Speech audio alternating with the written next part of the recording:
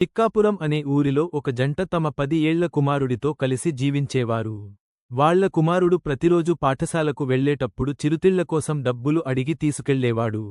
తండ్రి మందలించడంతో తండ్రికి తెలియకుండా తల్లి ఎంతో కొంత ఇచ్చి రోజుకు అతడు డబ్బులు ఇస్తే గాని స్కూలుకు వెళ్లనని మారాం చేయడంతో విసుగు చెందిన తల్లి డబ్బు ఇవ్వడం మానేసింది. తర్వాత ఒకరోజు తండ్రి చొక్కా నుంచి డబ్బులు తీస్తుండగా తండ్రి గట్టిగా మందలించాడు.